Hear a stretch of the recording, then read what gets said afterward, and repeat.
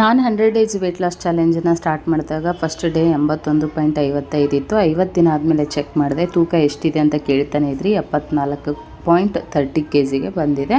ಅಂದರೆ ಹತ್ತತ್ರ 7 kg weight ಲಾಸನ್ನು ಮಾಡ್ಕೊಂಡು 100 ಡೇಸ್ ವೆಯ್ಟ್ ಲಾಸ್ ಚಾಲೆಂಜಲ್ಲಿ ಇವತ್ತು ದಿನ 54 ಆಗಿರುತ್ತೆ. ಬೆಳಗ್ಗೆ ಪ್ರತಿನಿತ್ಯ ಕುಡಿಯೋ ಹಾಗೆ ಡಿಟಾಕ್ಸ್ ವಾಟರನ್ನು ಕುಡಿತಾ ಇದ್ದೀನಿ. ಸಾಕಷ್ಟು ಜನ ಅದೇನು ಅದರೊಳಗಡೆ ಹಾಕಿರೋದಂತ ಕೇಳ್ತಾ ಇರ್ತೀರಾ. ಅದು ಜಸ್ಟ್ ಸಬ್ಜಾ ಸೀಡ್ಸ್ ಅಥವಾ ಚಿಯಾ ಸೀಡ್ಸು. ಬಿಸಿನೀರಿಗೆ 1 ಟೇಬಲ್ ಸ್ಪೂನ್ ಅಷ್ಟು ಇಡೀ ರಾತ್ರಿ ಸೋಕ್ ಮಾಡಿರುವಂಥ ಸಬ್ಜಾ ಸೀಡ್ಸನ್ನು ಹಾಕಿರ್ತೀನಿ. ಅರ್ಧ ನಿಂಬೆಹಣ್ಣನ್ನು ಹಿಂಡ್ಕೊಂಡು ವಾಮ್ ವಾಟರ್ನ ತೊಗೊಳ್ಬೇಕು. ಅದೇ ಡಿಟಾಕ್ಸ್ ಡ್ರಿಂಕ್ ಆಗುತ್ತೆ. ಅದು ಆಗಿಲ್ಲ ಅಂದರೆ ನೀವು ಅಟ್ಲೀಸ್ಟ್ ಪ್ಲೇನ್ ಬಿಸಿನೀರು ವಾಟರನ್ನು ತೊಗೊಳ್ಬೋದು, ಯಾವುದೇ ರೀತಿ ಏನು ಇನ್ಕ್ಲೂಡ್ ಮಾಡ್ಕೊಳ್ದೆ. ಬ್ರೇಕ್ಫಾಸ್ಟಿಗೆ ನಾನು ತೊಗೊಂಡಿದ್ದು 1 ಚಪಾತಿ, ಪಲ್ಯ, ಫ್ರೂಟು, ತರಕಾರಿನ ತೊಗೊಂಡು ನನ್ನ ಒಂದು ಬ್ರೇಕ್ಫಾಸ್ಟನ್ನು ಮುಗಿಸ್ಕೊಳ್ತಾ ಇದ್ದೀನಿ. ಇವಾಗ ಬೇಸಿಗೆ ಎಷ್ಟಾದರೂ ನಮ್ಮ ಬಾಡಿ ಹೈಡ್ರೇಟ್ ಆಗಿ ಇಟ್ಕೊಳ್ಬೇಕಂದ್ರೆ ನಾವು ಹೆಚ್ಚಾಗಿ ಫ್ರೂಟು, ತರಕಾರಿಗಳನ್ನು ತಗೊಳ್ಬೇಕು. ಬಟರ್ ಮಿಲ್ಕ್ ಅಂತೂ ಮಸ್ಟ್ ಆ್ಯಂಡ್ ಶುಡ್ ಬೇಕೇ ಬೇಕು. 1 ಟೈಮ್ ಮಿಸ್ ಮಾಡದೆ ತಗೊಳ್ತಾ ಇರಿ. ಈ ರೀತಿ ಒಂದು ನನ್ನ ಬ್ರೇಕ್ಫಾಸ್ಟನ್ನು ಮುಗಿಸ್ಕೊಳ್ತಾ ಇದ್ದೀನಿ. ಯಾವ್ದು ಬೇಕಾದರೂ ಬ್ರೇಕ್ಫಾಸ್ಟ್ ತಗೊಳ್ಬೋದು, ಬಟ್ ಬ್ರೇಕ್ಫಾಸ್ಟ್ ತಗೊಳ್ಳುವಾಗ ನಿಮ್ಮ ಪ್ಲೇಟರಲ್ಲಿ ಯಾವಾಗಲೂ ತಲೆಯಲ್ಲಿ ಇಟ್ಕೊಳ್ಳಿ, ಕಾಲು ಭಾಗ ಮಾತ್ರ ಕಾರ್ಬ್ಸ್ ಇರಬೇಕು. ಇನ್ನು ಮಿಕ್ಕಿರುವಂಥದ್ದು ಪ್ರೋಟೀನ್, ಫೈಬರ್ ಆ್ಯಂಡ್ ನ್ಯೂಟ್ರಿಷನ್ಸ್ ಇರೋವಂಥ ಫುಡ್ ಇರಬೇಕು. ಮಧ್ಯಾಹ್ನದ ಲಂಚ್ಗೆ 2 ಚಪಾತಿ, ಕರ್ಬೂಜ ಹಣ್ಣು, ಬೆಂಡೆಕಾಯಿ ಪಲ್ಯ, ಸೌತೆಕಾಯಿ, ಮಜ್ಜಿಗೆಗೆ ಸ್ವಲ್ಪ ಮೊಸರು ತೊಗೊಂಡು ನನ್ನ ಲಂಚ್ ಬಾಕ್ಸನ್ನು ಪ್ಯಾಕ್ ಮಾಡ್ಕೊಳ್ತಾ ಇದ್ದೀನಿ. ನೋಡಿ, ಕಾರ್ಬ್ಸ್ ಅಂದರೆ ಇವಾಗ ಚಪಾತಿ, ಮುದ್ದೆ ಇದೆಲ್ಲ ಕಾರ್ಬ್ಸ್ ಐಟಮ್ ಆಗಿರುತ್ತೆ. ಪ್ರೋಟೀನ್ ಸೋರ್ಸ್ ಅಂದರೆ ಈಗ ಫಾರ್ ಎಕ್ಸಾಂಪಲ್ ಪಲ್ಯಗಳಾಗಿರ್ಬೋದು. ಪಲ್ಯಲ್ಲೂ ಫೈಬರ್ ಇರುತ್ತೆ, ಪ್ರೋಟೀನ್ ಇರುತ್ತೆ, ಫ್ರೂಟ್ಸಲ್ಲಿರುತ್ತೆ.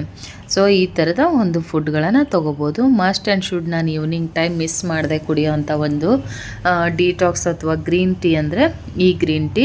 15,000 ಜನ ಪರ್ಚೇಸ್ ಮಾಡಿದ್ದೀರಾ. Thank you so much. ನನ್ನ ಲಿಂಕಿಂದ ಹೀಗೆ ಸಪೋರ್ಟ್ ಮಾಡ್ತಾಯಿರಿ. ತುಂಬ ಚೆನ್ನಾಗಿದೆ. ಇದನ್ನಂತೂ ನಾನು ಮಿಸ್ ಮಾಡೋದೇ ಇಲ್ಲ. ನಾನು 7 kg ತೂಕನ ಕಮ್ಮಿ ಮಾಡ್ಕೊಳ್ಳಿಕ್ಕೆ ಇದು ತುಂಬ ಹೆಲ್ಪ್ ಮಾಡಿದೆ. ಆ್ಯಂಡ್ ಒಂದು ಕಾನ್ಫಿಡೆನ್ಸ್ ಲೆವೆಲ್ ಜಾಸ್ತಿ ಆಗಿದೆ ನನಗೆ. ತುಂಬ ಫಿಟ್ ಆ್ಯಂಡ್ ಫೈನ್ ಆಗಿ ಹೆಲ್ದಿಯಾಗಿ ಆರಾಮಾಗಿದ್ದೀನಿ.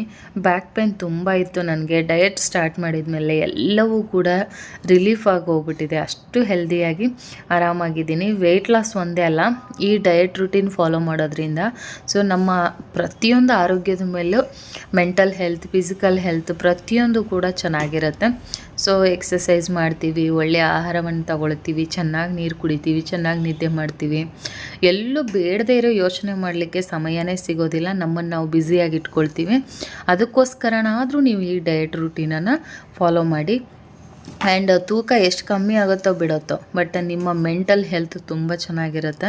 ಆ್ಯಂಡ್ ಓವರ್ ಆಲ್ ಹೆಲ್ತ್ಗೆ ನಮ್ಮ ಒಂದು ಈ ಡಯಟ್ ಪ್ಲ್ಯಾನ್ ತುಂಬಾ ಒಳ್ಳೆಯದು ಅಂತ ಹೇಳ್ತೀನಿ. ಯಾಕಂದರೆ ನನಗೆ ಸಿಕ್ಕಾಪಟ್ಟೆ ಬ್ಯಾಕ್ ಪೇನ್ ಇತ್ತು. ಎಕ್ಸಸೈಸ್ ಇದೆಲ್ಲ ಸ್ಟಾರ್ಟ್ ಮಾಡಿದ ಮೇಲೆ ಸ್ಮಾಲ್ದಾಗಿ ಸ್ಟಾರ್ಟ್ ಮಾಡಿದೆ, ಬಟ್ ಇವತ್ತು ನಾನು ಪರ್ಫೆಕ್ಟಾಗಿ ಎಕ್ಸಸೈಸ್ಗಳನ್ನು ಮಾಡ್ಕೊಳ್ತೀನಿ. ಸ್ವೆಟ್ ಆಗೋ ರೀತಿಯಲ್ಲಿ ಎಕ್ಸಸೈಸ್ ಮಾಡ್ಕೊಳ್ತೀನಿ. ಆ ಎಕ್ಸಸೈಸಿಂದ ನನಗೆ ತುಂಬ ಹೆಲ್ಪ್ ಆಗಿದೆ. ಬ್ಯಾಕ್ ಪೇನು, ಸೊಂಟ ನೋವು ಬರೋದು ಅದೆಲ್ಲವೂ ಕೂಡ ಇವಾಗ ಕಮ್ಮಿ ಆಗಿದೆ. ಆ್ಯಂಡ್ ಸ್ಕಿಪ್ಪಿಂಗ್ದು, ಗ್ರೀನ್ ಟೀದು ಎಲ್ಲದ್ರದ್ದು ಲಿಂಕನ್ನ ಡಿಸ್ಕ್ರಿಪ್ಷನಲ್ಲಿ ಕೊಟ್ಟಿರ್ತೀನಿ, ಒಂದ್ಸಲ ಚೆಕ್ ಮಾಡಿ. ಇಲ್ಲಾಂದರೆ ವಿಡಿಯೋ ಪ್ಲೇ ಆಗ್ತಾ ಇರುತ್ತಲ್ವ, ಅದರ ಲೆಫ್ಟ್ ಸೈಡಲ್ಲೇ ನೀವು ಕ್ಲಿಕ್ ಮಾಡಿದರೆ ವ್ಯೂ ಪ್ರಾಡಕ್ಟ್ ಅಂತ ಬರುತ್ತೆ. ಅಲ್ಲೂ ಕೂಡ ವೇಯಿಂಗ್ ಮಷಿನ್, ಈ ಸ್ಕಿಪ್ಪಿಂಗ್ ಥ್ರೆಡ್ ಬಗ್ಗೆ ಸುಮಾರು ಜನ ಕೇಳ್ತಾನೆ ಇರ್ತಾರೆ.